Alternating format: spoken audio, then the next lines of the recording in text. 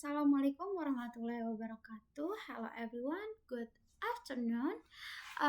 My name is Siti Syahra Nurfia Ramadan. So today I'm going to present my learning design about procedure text for Fase D grade 8. So I choose procedure text. This is because karena prosedur teks ini salah satu jenis teks yang deket banget sama kehidupan sehari-hari mahasiswa. Jadi mereka saling ketemu instruksi.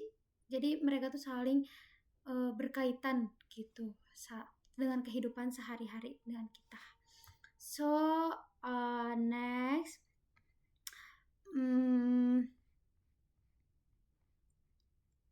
nah di slide kedua ada kita lihat yaitu capaian pembelajaran.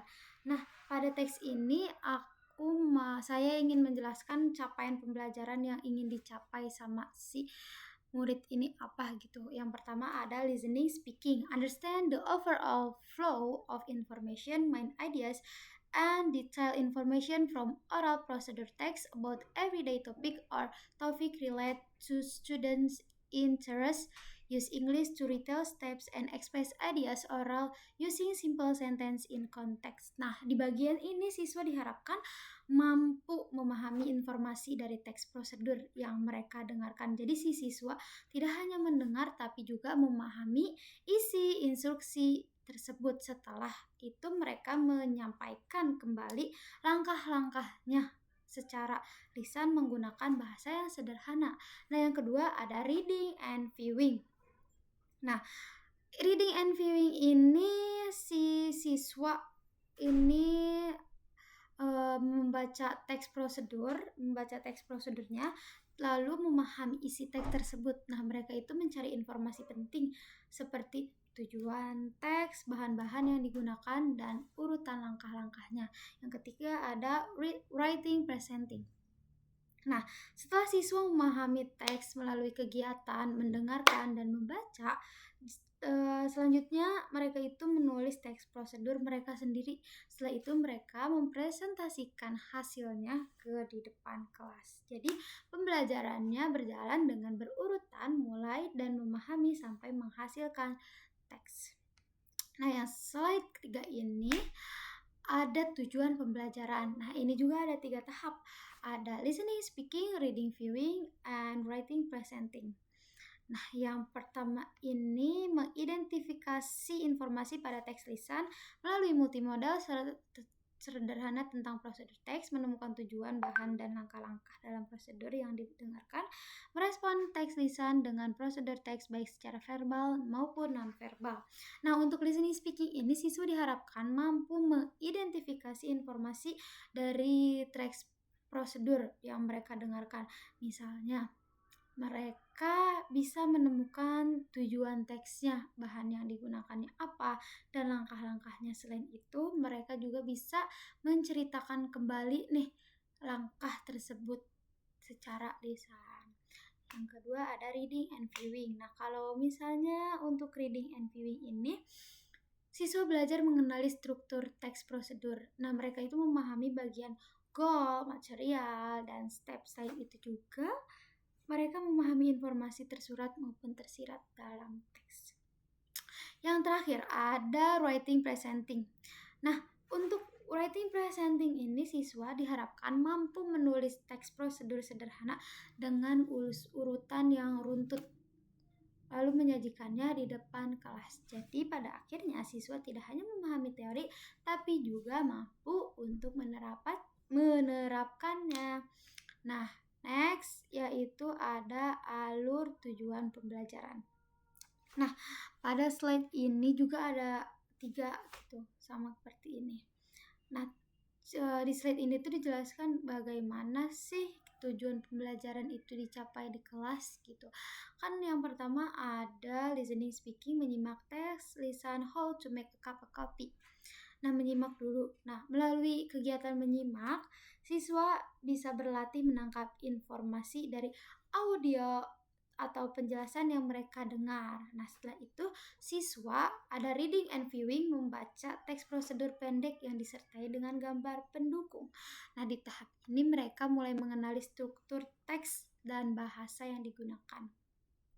Kemudian siswa menandai kata-kata penting seperti kata perintah, kayak misalnya add, mix, stir, or boil, serta kata penghubung urutan seperti first, next, then, and finally. Kan biasanya kita kalau misalkan mau membuat teks prosedur kayak pertama kita melakukan ini, selanjutnya ini gitu.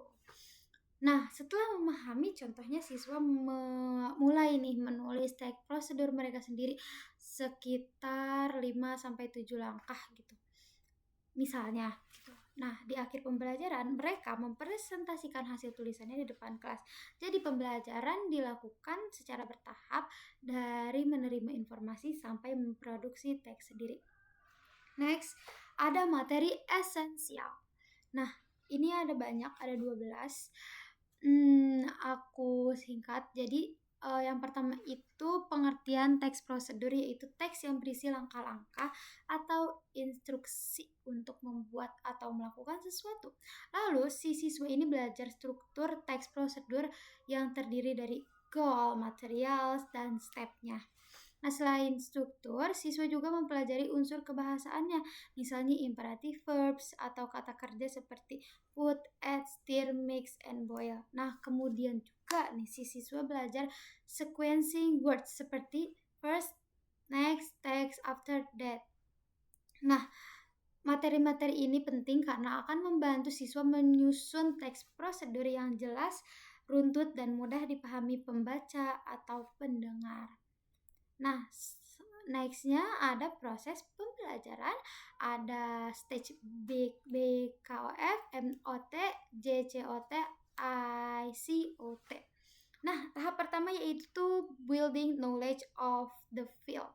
Nah, di tahap ini, siswa mengamati gambar atau video tentang cara membuat sesuatu, tujuannya untuk membangun pengetahuan awal dan memperkenalkan kosakata yang akan digunakan.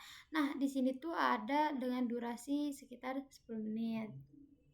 Nah, tahap kedua adalah modeling of the context. Nah, di sini student read and analyze model procedure text together, identifying purpose, materials, and step. Nah, di sini guru memberikan contoh teks prosedur, lalu siswa bersama-sama menganalisis strukturnya. Tahap ketiga ada joint construction of the text, JCOT.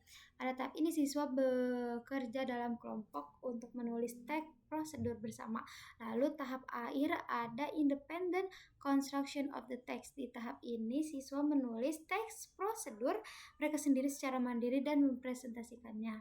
Nah, menurut saya pendekatan ini efektif karena siswa dibimbing secara bertahap, tidak langsung dilepas melalui menulis sendiri dari awal.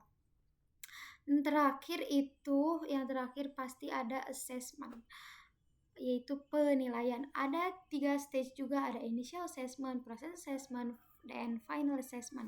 Yang pertama initial assessment, yaitu untuk melihat pengetahuan awal siswa tentang prosedur teks, biasanya dilakukan melalui tanya jawab sederhana, question answer ya. Yang kedua ada proses assessment, yaitu penilaian selama proses belajar berlangsung. Kita menilai pembelajarannya gitu sih guru gitu. Bagaimana si siswa menyimak, membaca, berdiskusi, bekerja sama, atau mengerjakan tugasnya.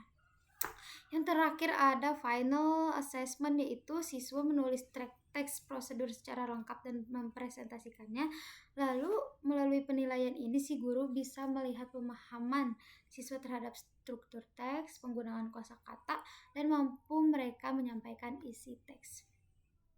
Terakhir itu ada conclusion. Jadi kesimpulannya, desain pembelajaran ini dibuat untuk membantu siswa memahami teks prosedur melalui kegiatan yang bertahap dan saling terhubung.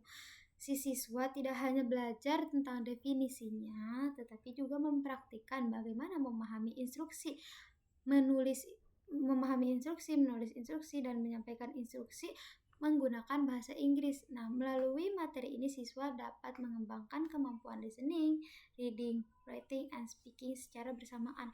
Karena topiknya dekat banget dengan kehidupan sehari-hari siswa dan juga lebih mudah menghubungkan pembelajaran dengan pengalaman mereka sendiri. Dan harapannya siswa ini bisa menggunakan bahasa Inggris bukan hanya di kelas, tapi juga dalam kehidupan sehari-harinya. Jadi sekian dari presentasi saya.